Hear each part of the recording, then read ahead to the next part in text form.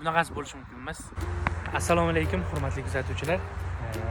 Bugun biz qulupnayni o'stirib, parvarishlash va hosil jarayonigacha bo'lgan vaziyatlar bo'yicha katta bir dehqonimiz yoniga tashrif buyurdik. Dehqonimizdan qulupnay bo'yicha o'zlarining sir asrorlarini aytib o'tadi. U bo'yicha sizlarga video davomida to'liq ma'lumotlar berib o'tamiz. Qani ketdik. Akrom aka, assalomu alaykum.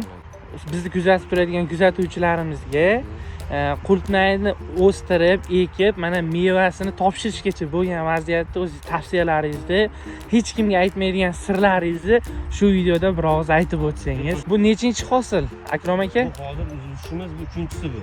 Ha, demak siz уже 3-uzumni teryapsiz. Massaga kirdi o'zi. Ha. Birinchi uzum qachon oldingiz? Birinchi uzumni mana shu boshlardan boshladi uzishni. Boshladi. Aprel oyini boshlarida, demak, mart oxirida уже tayyor bo'lgandi. Necha kilogramm uzdingiz shu 50 sotixli qulupnay bog'idan? 50 sotixga uzganimizda, agar birinchi uzumni agar massaga kirgizmasa uzganimizda sal ozroq bo'lardi. Biz massaga kirgizib, sirasi uzdik, sal ko'paytirib pishirib 300 kilo uzdik. 300 kilo.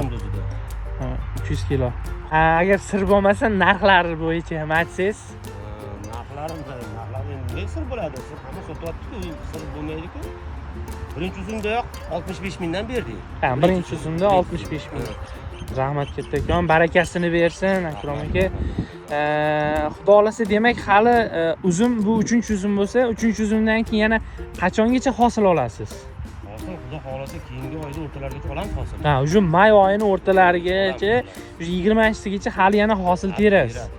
Hozir bu hosilda asosan qayerga topshiryapsiz? O'zimiz mahalliy bozorgami yoki boshqa qo'shni viloyatlarga o'tkaziryapsizmi? Mahalliy bozorga ham kelib olib ketishyapti. Mahalliy bozorga kelganda sal ozroq olishyapti. Ko'chada savdogar olishyapti, o'shalar olyapti aslida. Aslini vohaga qarab ketyapti. Samarqandga ketyapti. Aka, bu hozir bog'ni ko'rib bitta menda savol tug'ilyapti. Hozir sizni yoningizda ham qo'shni yerda qulupnay bog'i bor ekan, ular kattaroq qilib parnik qilishgan. Sizni parningizda lekin kichikroq parnik. Buni farqi nima yoki nimadir ahamiyatga egami? Endi farqi shundaki, bu katta duga sal mahalliyroq chiqish kerak edi, bu sal kechikdi. Bu bizniki 20 kuncha keyin chiqish kerak edi, barobar chiqib qoldi. Ob-havo nimasi bo'yicha, havo issiqlik bo'yicha barobar chiqib qoldi. Demak, dugasini balandroq qilish bu tezroq hosilni olish uchun qilinadi.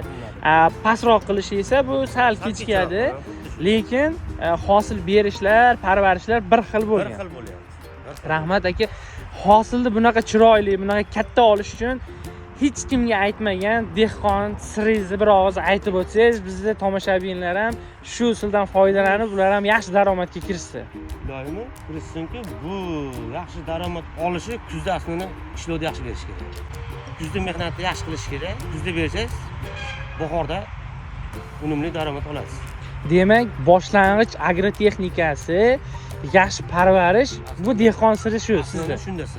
Tavsiyalaringiz bo'yicha kattakon rahmat aka. Aka, bo'lmasam, bu qulupnayning hozirgi narxlari qancha? Hozirgi narxi 50 ming so'm beryapmiz. Ha, qulupnayning narxlari hozir 50 ming so'm. Aka, bo'lmasam, siz bilan baraka qilib qo'ydik. Hozir hurmatli tomoshabinlar, bizning nomimizni aytib kelsanglar, akamiz hozir skidka qilib sizlar uchun, bizni kuzatuvchilar uchun narxlarni 10 ming so'm arzonlashtiradi, narxini 40 ming so'm qilib beradi. Aka, sizga rahmat kattakon. Ishlaringizga, dehqonchiligingizga baraka bersin. Hurmatli kuzatuvchilar, bizni kuzatishda davom etinglar. Sizlarga xuddi shunday foydali ma'lumotlar chiqarib turamiz. Bizga obuna bo'lib, do'stlarga videoni jo'natib qo'yinglar. Xayr, salomat bo'linglar.